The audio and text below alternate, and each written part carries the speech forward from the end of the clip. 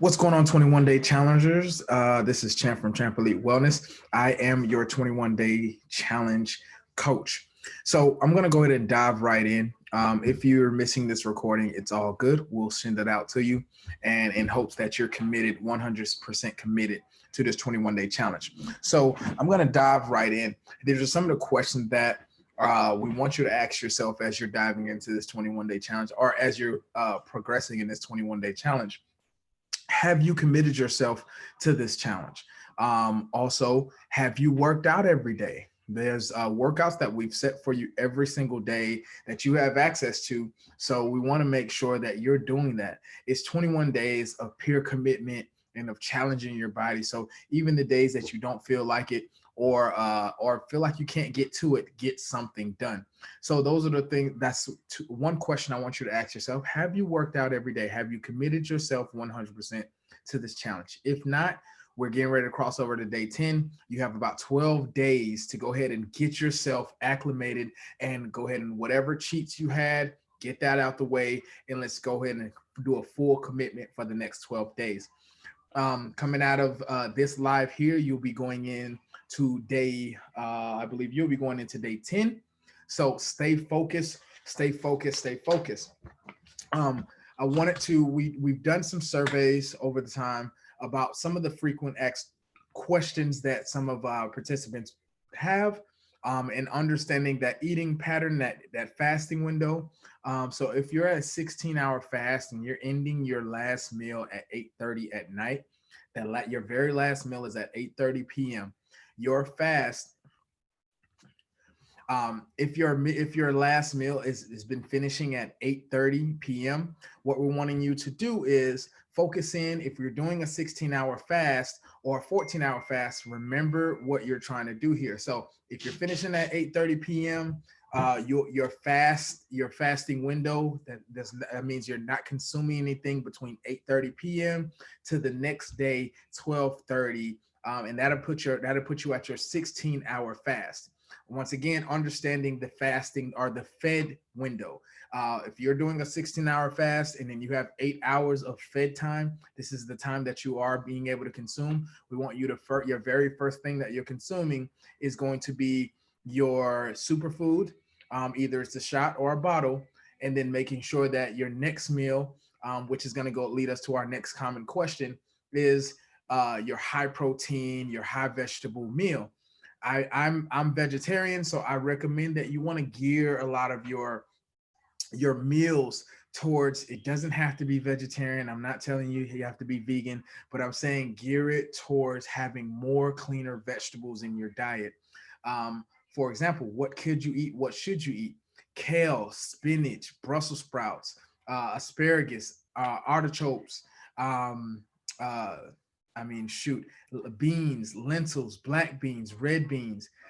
Get creative with it, and get creative in a sense where it doesn't have to be, beans. Most people, when they think of beans, they think of chili, or they think of, it doesn't, you don't have to be locked and committed into this cookie cutter platform of how you create your meals. A lot of bodybuilders and a lot of people that are in this fitness space, what they do is they don't really they don't cook for a lot of taste and a lot of pizzazz. I'm not saying that you can't enjoy things, but within this 21 day challenge, I want you to get creative and also give your body what it needs. Your body needs proteins. Your body needs good carbs, which is our next question. Some people saying, what are good carbs? What are some examples of good carbs that I can incorporate in my meals? Um, I would recommend brown rice. You can also do sweet potatoes. Those are some good carbs that I'm going to, even on your calendar, you have some meals on there where you can have small portions, of carbs. So consider that in your meals. The carbohydrates, brown rice, small portion, sweet potatoes, small portion. Those are some of your better carbs that you can consume. What I'm going to do is I'm actually going to share my screen. I put together a list of some low glycemic index foods.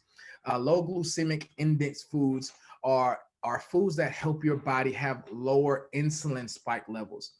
Insulin is the growth hormone that that puts your body on reserves, that helps you retain body fat. So that every time that you consume high carbs, high sugar, high sodium meals, or are consuming these things, your body does a big insulin spike, and what it does is it reserves your body fat. So low glycemic index foods are foods that will help you have lower insulin spike levels. This is a lower rate of holding on to body fat. So here's a few lists of things that I'll have sent out to you as well. But here's a few lists of things that are really good when it comes to having lower insulin spike levels. Some of my favorite meals are lettuce, kales. I mean, I pretty much add kale and spinach to a lot of my meals day in and day out. It's just high in green and high in protein.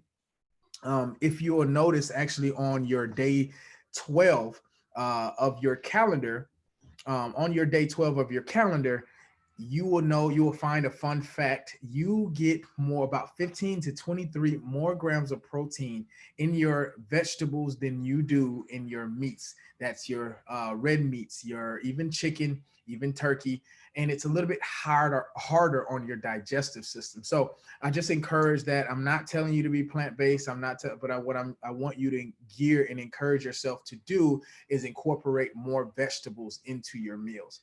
Another frequent or a common question that we have is what kind of snacks can you consume? Get creative with this. Um, I know I like bananas, so if you like peanut butter, bananas and peanut butters. If you find that disgusting, it's all good, so be it. But it's a great snack. It's a great appetite suppressant. Also, rice cakes are fine. It's low in density, so it doesn't swell you up as bad. So they now have like flavored rice cakes. You want to stay from a little bit to the lighter salted rice cakes, and not so much the sweeter rice cakes. Carrots, protein shakes. You want to stick with a low carb protein shake. I'm one of the proteins that I like to use. It's a plant based protein. It's called Vega, VEGA. If you have more questions about it, please feel free to reach out to one of your champ representatives. Um, but a low carb protein shake. I like to add blueberries and try to do away with the milk. Almond milk is okay, but go ahead and make your protein shakes with water if you can, and then add some blueberries for antioxidants, and then you have your low carb protein. Also, boiled eggs. Take the yolk out, dip it in. You can do a light dab and some garlic pepper or some garlic powder. You remember what I've told you guys last week or recommended is you want to stay away from your seasoned salts, your garlic salts, your high sodium salt ingredients. That will bust this whole process for you. And just consider that when you're looking into your pantry, you're looking at your sodium counts. Anything that's getting up into 200, 300 milligrams per serving, look at the back of the box, the nutritional facts, it'll have it there. Anything that's getting between that 200, that 300 milligrams in sodium, it's too high in sodium. So consider that in this process. Um, Proteins, like I said, you get about 15 to 23 more grams more protein than you do plant-based. Some of the high protein meals or foods that I like I said, kale, spinach, beans, black beans, lentils, red beans. They're all really good and high in protein. Let me see. Also, while I'm saying this, I'll go ahead and share this picture as well. I went ahead and put together just a few things that are high in protein that you can have a better understanding on where you can get your proteins from. Spinach, kale, broccoli, cauliflower, mushrooms, cucumbers, green peppers, cabbage. These are some of the things that you can get your proteins. Once again, I'm not knocking meat. I am saying that if you are going to consume your meat, make sure it's a little bit cleaner and lean meat. When you're going into the poultry aisle or finding your meats, they'll have it on there. They'll say it's 98% lean chicken. You want to stick with that. If you're a person that likes your beef, stick with your cleaner, leaner beef, not a fatty beef. I don't recommend you consume a lot of red meat because it's really hard on your digestive system. So as we're fasting, we're wanting your body to do a few processes. We want your body to go through the digestion phase. So after you consume your food, we want your body to go through the digestion phase with ease. If your body spends a lot more time on digestion, you're using a lot of energy that your body can be using that energy to recover. And that's when you're resting and you're sleeping and you need that sustainable energy for the next day. If you put something hard on it, like red meat, high carbs, or high dense foods, it takes your body a longer time, especially while you're sleeping. Your body's not burning anything, so it's taking a long time to digest, and which is why you may feel sluggish in the morning. So that last later meal in the evening, I would definitely recommend keeping it as clean and lean and green and a little bit more hearty in your protein areas, and beef up your proteins. When you see on your schedule what I say, when I say 3 times your vegetables are 3 times your protein, your protein, yes, your meat, whatever it is, your chicken breast, your whatever protein you have. That means if this is my meat, that means your vegetables are 3 times the size of your meat. And it doesn't have to be the same. It doesn't have to be the same vegetable. Get creative, get fun with it. Add a little bit, throw a little pizzazz on it. It's okay to have a little bit of creative flow, because we don't want you to get restricted, and we want it to be something that's sustainable. That this is something that you can do every single day, especially, obviously we splurge, but especially when you're ready to lock down and do a full commitment as you are now within this 21-day challenge, that you're committing yourself 100% to make a real lifestyle change. So we want to encourage you to continue to make that a lifestyle change. When you're getting off a schedule, there's another common question that was asked. When you're getting off schedule, let's say works late, the kids are up, and you're off schedule, hour or two, you finally don't eat your meal until 10 o'clock at night. What I want you to do is consider this: your body still has to go through the fasting, the digestive phase, the fasting window. So what we're going to do is make sure that later meal, it's not a cheat. Even if it's late in the night and you have to cook, commit yourself to doing what you have to do, because you don't want to just consume anything and throw your whole process off, throw your digestive process off. And then it's later in the evening, then you got to wait a whole few more hours just to get to your fasting window. So stay on the same fasting window. What I mean by that is, even if you closing it at 10, 10 is your last meal in that night. The next day, if we're doing a 16-hour fast, go ahead and see if you can push to about 1:30, 2 o'clock. I'm not telling you to over satiate. I'm not telling you to overdo it and get lightheaded, but push yourself where your body can actually get that 16-hour fast. The following day, within that, the rest of that day, stay on the schedule. Eat your lunch, make sure it's clean, lean, green, and protein, and then eat your dinner. Get back on track. Get back on that 8:30 time that we wanted you to close out your last meal. So just try your best to stay on track, and don't get discouraged if you get off of track. It's okay. Once again, we want this to be a commitment to your self-commitment to you for sure. But we also want you to understand that this could be made a lifestyle for you. And adjusting how you're eating and being able to be in full control of if you want to gain weight, if you want to lose weight. And if we get your body in the right position to be able to burn body fat a lot easier and faster, and then you'll be more in control of your weight gain and weight loss. And this is where we want you to get to. I put together a little quick, just a 3-pointer watch list. Watch out for your sugar intake. We want to minimize your sugar. Sugar turns to fat, and that's bad. All right. Sodium. You want to watch your sodium. Sodium will make you and hold residual water, or not residual, sustained water. It will make you reserve your water weight. This is what they call water weight. So watch your sodium. And also bad carbs. Watch your white potatoes. Watch your white rice. And later down the line, I'll show you how we can manipulate white rice to actually make it work for your benefit. But for now, stay away from them high carbs, pizzas, uh, French fries, potatoes. Stay away from that right now. We want you to do a full commitment to this thing. We're locking in, we're closing in to 12 days, 12, 11 days to be fully committed. So what I want you to do right this second is start considering what can you do now to make a change, and what can you do now to really start gearing yourself towards getting yourself on pace. If you're not on pace, if you are on pace, stay on pace and do better. How can we continue to do better? There's always room for improvement, so we want to make sure you just stay conscious of that, stay mindful of that. So for now, we got 12 days of self-committing. Everything you got, I want you to dedicate it to these next 12 days.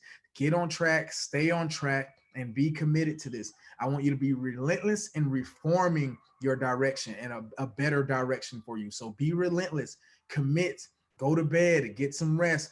That's two factors that play a major part in your success too. Now, I'm glad I said that because getting enough rest, get in the bed, get enough rest. Right after you finish your meal at 8:30, within the next hour or two, you should be getting ready to be in bed and give your body time to recuperate. That is going to be a major key. Stress levels, try to get your stress levels down. On even on day 14, let's push really hard. Right now, you're getting ready to go into day 10.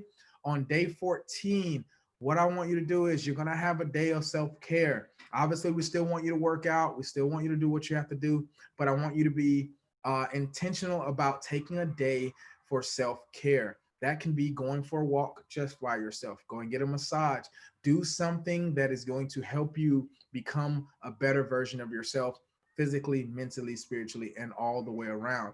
Um, and it's time now to change, to make this change and commit and lock down. So anything that you haven't done, let's start doing it now. I'm excited for you guys. If you have any questions, please feel free to email us back from the email that we've been sending you. Email us any questions that you may have, and I wish you guys nothing but great success and full commitment to this. You have the coaching here, you have the workouts. So even if you have not been on and doing the workouts, get to it. The objective here is to get as active as you can and to lose as much weight as we can in a short period of time. Right now we're 12 days out, so let's get ready to lock in and do a full commitment. Push your body when it comes to the training sessions, when it comes to challenging your mental strength. Challenge yourself. If you know you need to get up 30 minutes early, let's make the committing factors to do it. Anyway, I'll leave you guys with that. If you didn't, we'll send this video out to you. Make sure you commit yourself, and don't forget to follow us at cfsuperfoods.com and vent about us a little bit. Tell us how you feel about the juice. Tell us if you like the juice. Share it, and let's brag on your success. All right. So I'm Champ for Champ Elite Wellness. I'll see you guys soon. Thank you.